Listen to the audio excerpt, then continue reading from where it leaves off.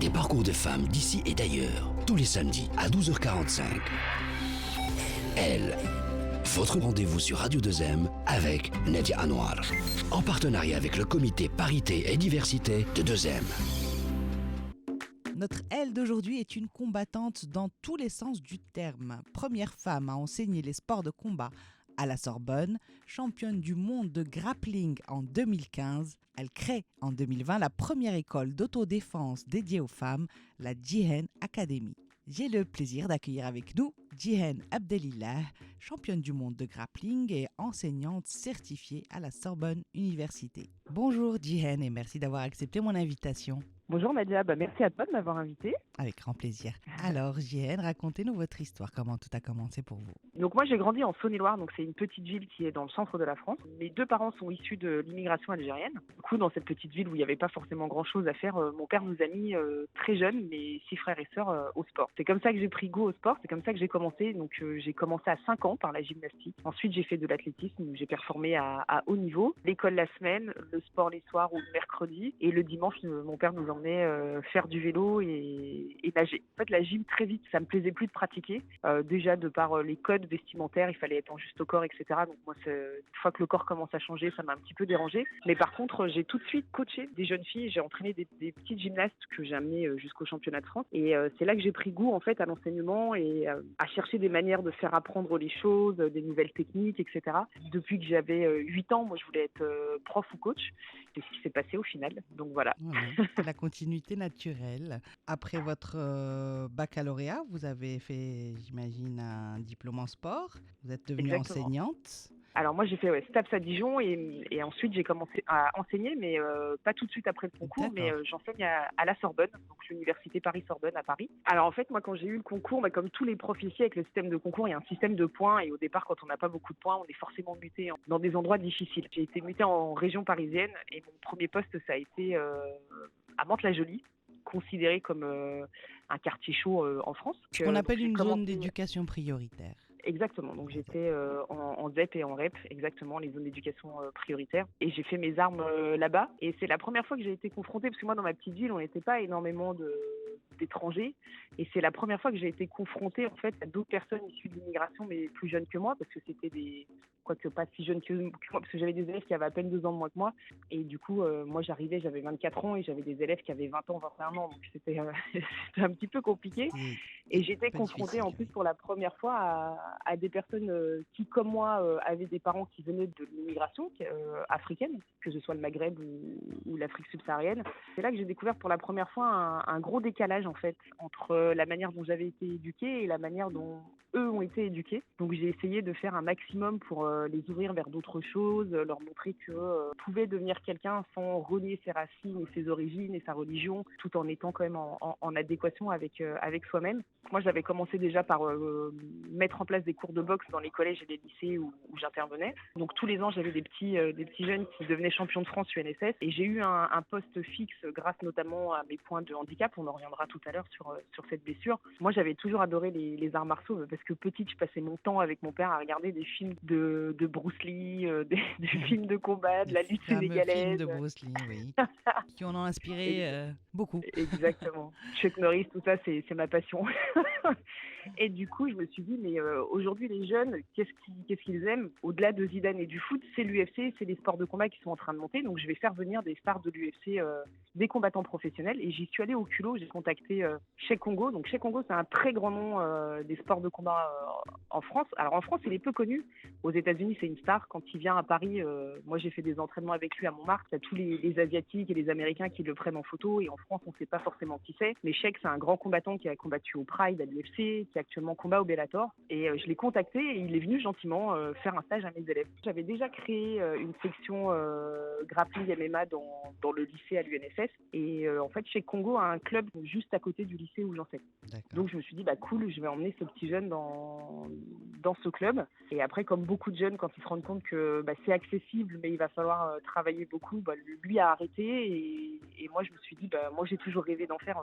Allez, Vous on avez y va, quoi. continué. Justement, la Exactement. fameuse période où vous avez eu un handicap au niveau du bras, c'est ça? Exactement. J'étais lanceuse de javelot à très haut niveau. Je faisais partie des 3 meilleures lanceuses françaises. Et en fait, c'est avéré que j'avais de plus en plus mal à l'épaule. Et en 2004, donc on avait prévu de m'opérer. Donc je l'ai fait juste après le CAPES. On m'a opéré de l'épaule. Et en fait, après l'opération qui était censée me permettre de relancer et de continuer à m'améliorer, le chirurgien me dit que je ne pourrais plus jamais faire de sport de haut niveau de ma vie. Et qu'en fait, la blessure n'est pas une blessure, mais que c'est plutôt un problème anatomique, que je n'étais pas faite pour faire du sport à haut niveau et que je pourrais plus jamais rien faire. Donc moi, je me suis effondrée en larmes et je me suis dit non, c'est pas possible. Et en fait, en effet, après cette opération, pendant 8 ans, je ne pouvais plus du tout lever le coude au-dessus de l'épaule. Pendant 8 ans, j'ai tout stoppé, à part les cours que je donnais aux étudiants. Mon emploi du temps avait été aménagé. Il y a certaines activités que je ne pouvais pas enseigner. Je suis entraîneur fédéral en gym, j'ai un diplôme d'entraîneur fédéral et je ne pouvais plus du tout enseigner la gym en collège et en lycée, par exemple, parce que sur les parades ou autres, je ne pouvais pas assurer la sécurité des Effectivement, étudiants. il faut les rattraper au vol. Exactement. Donc non, et en fait, quand j'ai introduit la boxe, etc., et que j'ai commencé à voir que les élèves se débrouillaient de mieux en mieux et que c'était vraiment quelque chose qui m'animait, je me suis dit, mais en fait, je ne peux pas rester comme ça. Et j'ai repris les séances de kiné avec un kiné en région parisienne qui était extraordinaire. Je me suis acheté du matériel de CrossFit. Donc à l'époque, dans les années 2010, le CrossFit en France, on en parlait très peu, c'était pas à la mode. Et je me suis fait ma rééducation. Et du coup, j'ai réussi à remobiliser mon bras, à pouvoir monter mon coude au-dessus de mon épaule. Et aujourd'hui, alhamdoulilah, tout va bien. Donc voilà. Et vous êtes même devenue championne du monde. Exactement. Racontez-nous ce qui s'est passé juste après. Et ce qui s'est passé juste après, c'est que j'emmenais ce jeune homme dans le club de MMA. Au départ, je ne faisais que le regarder. Le coach Ali Yag, qui était coach de la salle, en fait, on est devenus amis. On s'entendait très bien, on parlait de projets, etc. Et il m'a dit, mais tu sais, il faudrait que tu repratiques. Un jour où je quittais le lycée, j'allais donner des cours à la fac, je me fais percuter par une voiture sur un passage pour piétons. Donc c'était purement du racisme. Et j'ai très mal vécu cette agression raciste. Est-ce que ça a eu des conséquences sur votre bras ou c'était ailleurs? Ça avait eu des conséquences sur mon poignet. J'avais été plâtrée, etc. Bon, les petites blessures, moi j'en ai eu plein. Je me suis fracturé le dos, etc. C'est pas une petite blessure qui va m'arrêter après ce que j'ai vécu. J'étais très proche d'un petit cousin qui avait une myopathie du chêne, qui est décédé maintenant en arrière-armement. Et je me suis toujours interdite de me plaindre de douleurs physiques ou autres, sachant ce que lui traversait en fait. Et à partir du moment où moi, dans ma tête, je me suis dit, t'as pas le droit de te plaindre, regarde, lui, il se plaint jamais, tais-toi avant. Ensuite, quand on m'a enlevé mon plâtre, j'ai repris le physique avec les jeunes et je me suis rendu compte que les petits jeunes de 22-23 ans, j'avais plus que leur niveau déjà en boxe, alors que moi, j'en avais fait un tout petit peu à la fac et que physiquement, la prépa physique que j'avais eue quand j'étais athlète de haut niveau, parce que moi, j'ai quand même eu le plus grand spécialiste de la préparation physique au monde, Gilles Cometti. Et on s'est lancé. Moi, je voulais combattre en MMA à tout prix. J'avais 33 ans à l'époque. Voilà. À ce moment-là, j'avais 33 ans. Quelle belle preuve de résilience. Donc à 33 ans, vous vous entraînez suffisamment pour pouvoir vous présenter au championnat du monde de grappling. Exactement, mais à la base, moi, je voulais pas faire de grappling. Le grappling, c'est tellement dur. Quand j'arrivais dans les salles et que je tournais avec les gens, au début, on me soumettait 10 fois en 5 minutes. Mais c'était horrible. C'est se faire étrangler, tordre le bras, on sait même plus dans quel sens on est au sol, etc. Alors, rappelez-nous un petit peu ce que c'est que le grappling. Alors, le grappling, c'est un sport de combat où il va y avoir de la préhension, donc on a le droit de saisir la personne. Ça se fait en kimono ou sans kimono. Il va y avoir des projections, on a le droit de projeter la personne au sol. Et après, quand on est au sol, contrairement à la lutte ou au judo, le combat continue. Alors, il n'y a pas de frappe au sol, mais par contre, il y a tout ce qui est clé de bras, soumission, etc. Et au départ, c'était très compliqué et on n'arrivait pas à me trouver des combats en MMA. Donc, Ali me dit, on va commencer par le grappling. Et je voulais pas. Et la première compète où il me met, c'est un gros championnat d'Europe. C'est une grosse écurie américaine qui fait le tour du monde et qui organise des compétitions. Et moi, je me lance et je gagne cette compétition. Et je me dis, ouais, ok, bon, très bien. Donc, on continue. On fait une ou deux compètes, ok, j'arrive au championnat de France, je gagne le championnat de France, je me dis bon terrible. Et là on me dit t'es en équipe de France, les championnats d'Europe sont dans tel mois et ensuite si ça se passe bien, il y a les championnats du monde. Donc le premier championnat d'Europe, alors compliqué parce que entre-temps, la chose dont on n'a pas parlé, c'est que moi j'ai de l'endométriose et on m'a changé un traitement à ce moment-là et j'arrivais pas à perdre mon poids. Donc je suis arrivée au championnat d'Europe exténuée et très stressée, on va pas se mentir. Je passe un petit peu à côté des championnats d'Europe, je termine 3e, mais avec mon coach on se dit c'est pas grave, le but c'est le championnat du monde. Donc on a repéré les nanas qui étaient là-bas et on a travaillé spécifiquement des stratégies à mettre en place face à chacune d'elles. Et donc je débarque quelques mois plus tard, donc en octobre 2015 au championnat du monde en Turquie, à Antalya, exactement. Et là, il y a toute l'équipe de France qui ne me parle pas, qui ne me regarde pas, parce que moi, je suis personne. Et à la fin, on vient me voir en me disant « Alors, Jen, qu'est-ce que tu as fait ?» Et je leur dis « En fait, je suis championne du monde. » Et là, on me dit « Ah ouais, c'est terrible. Ah mais Oui. terrible. » Et eux, ils étaient tellement... Donc, vous n'avez pas eu la choqués, visibilité dégoûtés. méritée, effectivement. Voilà, que quand je suis sur le podium au championnat du monde, tous les hommes de l'équipe de France, il n'y en a aucun qui est devant moi. La Marseillaise chante et je suis toute seule. Quelle belle force de résilience, chère Etienne. Alors, vous êtes une femme sportive de haut niveau, on vient de l'entendre. Vous êtes également très engagée sur la question des femmes et notamment des violences envers elles.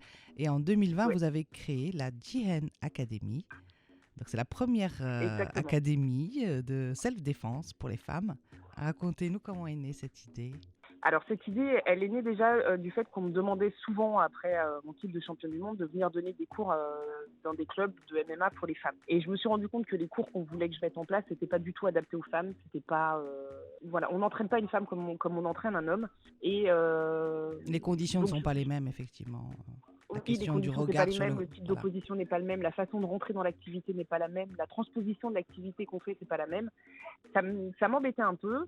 Et moi, j'étais toujours dans l'optique de combattre et je pars faire un stage en Thaïlande. Et j'ai des nanas qui me disent, comme tu vas en Thaïlande et tout, est-ce qu'on peut venir avec toi? Parce que nous, on ne voudrait pas partir toute seule. Et en fait, je me retrouve avec 10 nanas en Thaïlande que j'inscris dans des clubs pour qu'elles s'entraînent. Je vois de quelle manière elles s'épanouissent en Thaïlande.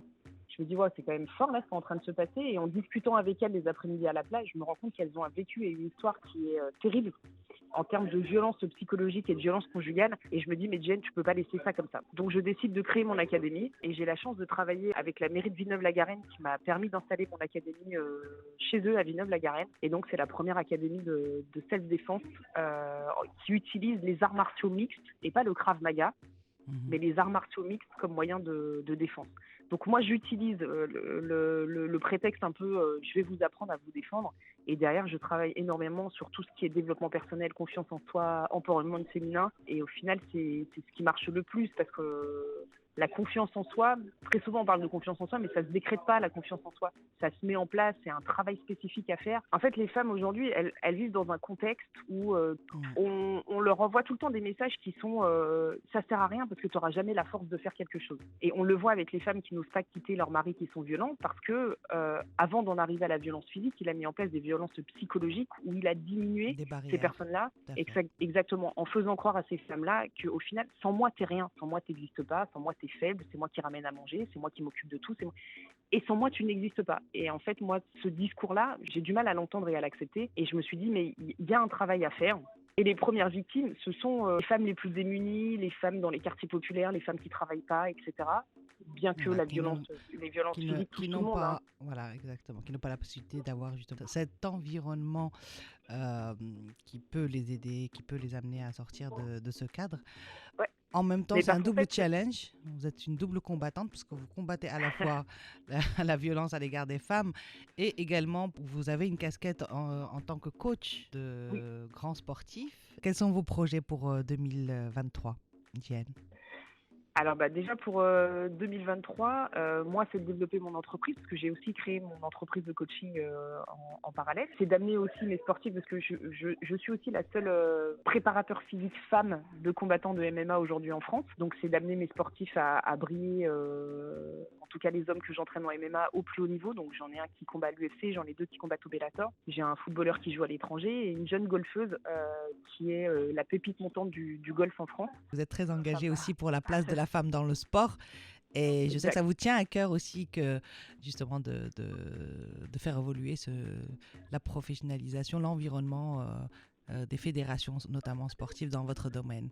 C'est exactement ça j'interviens, je donne notamment beaucoup de conférences dans ce domaine-là. C'est pas une mince affaire. Merci infiniment, chère Jen, pour ce beau témoignage. Merci beaucoup. Merci à vous de nous avoir suivis. Je vous donne rendez-vous samedi prochain pour une nouvelle histoire d'elle.